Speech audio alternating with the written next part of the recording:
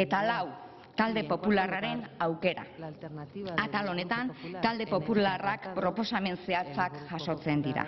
Ezin ditut erantzun, denbora amaitzear dudalako, baina zuzenketa partzialen eztabaidan aukera izango dugu. Hala ere, bai gauza bat azpimarratu nahiko nuela.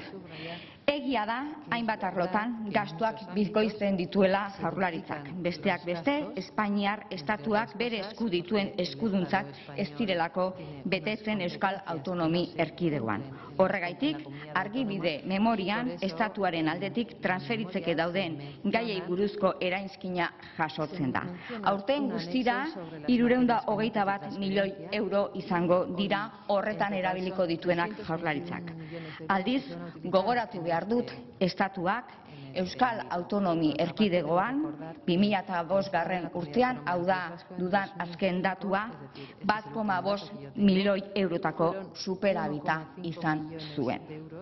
Eta zentzu honetan, ez da egia, gizarte segurantzak erkidego honetan galerak dituenik eta gainontzeko erkidegoen elkartasunari esker ordaintzen direla hemengo pentsioak.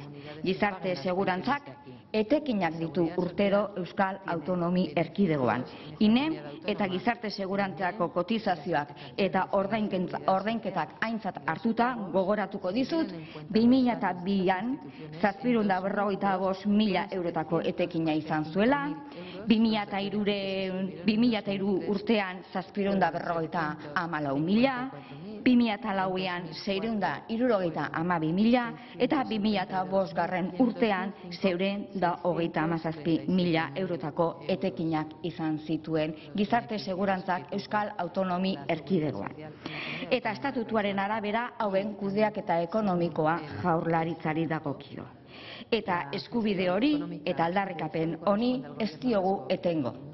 Ez zalantzarik izan Barreda jauna. Eta aldarrikapen hau ez da demagogia egitea zuk diozun bezala. Aitortuta dagoen esku bat gauzatzeko ezintasuna salatzea da. Eta bere horretan jarraituko du Jaurlaritzak Barreda jauna. Beraz, eta denbora amaitu zaidanez, gainontzeko zuzenketa eta politika sektorialen inguruko eztabaida datorren astean zuzenketa partzialen inguruan izango dugun eztabaida horretan geldituko gera eta argudio desberdinak kontra jartzeko aukera izango dugu. Besterik gabe, mila esker. Eskerrik asko, Carrera jauna, Eusko Alkartasuna taldearen ordezkariak Altzelai Andreak dauka hitza. Tiene la palabra a continuación la señora Nekane Altzelai.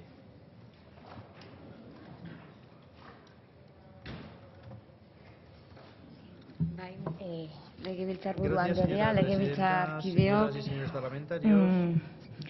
osoko zuzenketa honek 4 atal ditu eta eskema berdina jarraitu erantzuten saiatuko naiz edozein kasutan Bastarrika Andrea talde popularreko ordezkariari esan diodan bezala esango dizut. Agian ez dute dena erantzuterik izango, 10 minutu soilik ditugu eta beraz ez gaizki hartu eta edozein kasutan datorren astean izango dugun batzordean gainontzeko gaiei erantzuteko aukera izango dugu. Bat, testu inguruaren irakurketa. Honen inguruan, irailean ospatutako politika orokorreko bilkuran luzez eztabaidatu zen, hala ere gaur berriro planteatzen denez, labur ezpada ere erantzuten saiatuko nahi.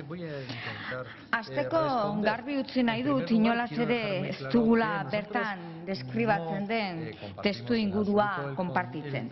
Erabat partziala delako gure ikuspuntutik.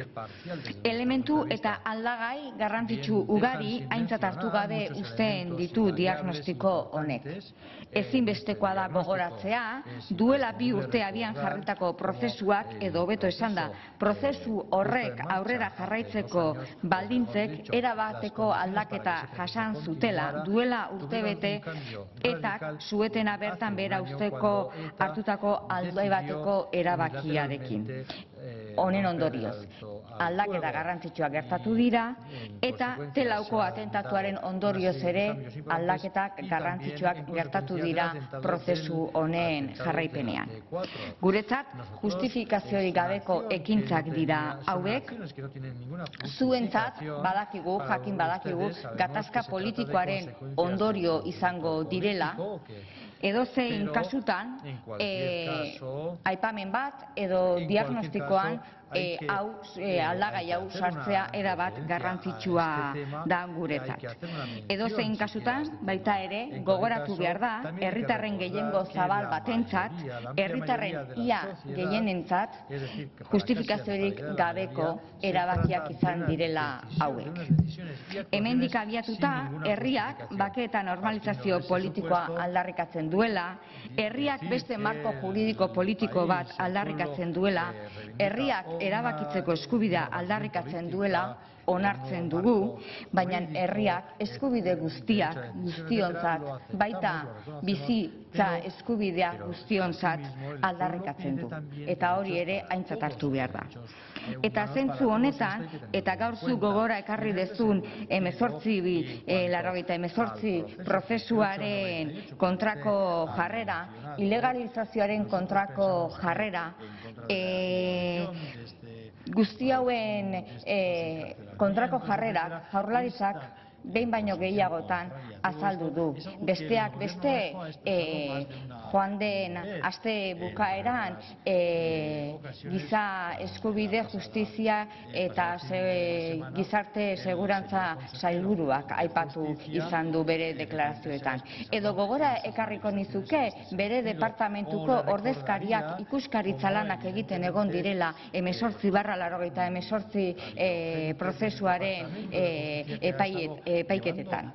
Beraz, babesa eskaini zaie bertako prozesatuei, naiz eta zuek horrela aitortzerik nahi ez izan. Eta ilegalizazioaren aurrean ere gogora ekarriko dizuet helegitea aurkezteko proposamena ere Jaurlaritza babesten dugun hirukoaren aldetik egon zela eta helegite hori aurkeztu ez bazen izan zen zuen edo Ezker Abertzalearen kontrako jarreragaitik.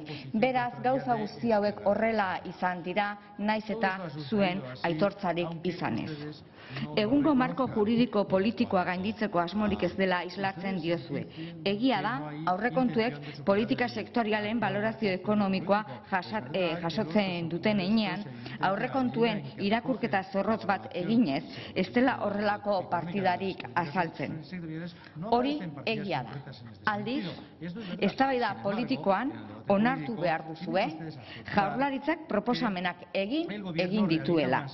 Jaurlaritzak estatutu berri baterako proposamena egin zuen joan den legealdian, Legebiltzar honetako babes osoa, gehiengo osoaren babesa jaso zuen, eta Ibarretxe jaunak irailean hemen ospatutako osoko bilkuran estatuto politikoaren proposamen horrek oraindik indarrean diharduela azaldu zuen.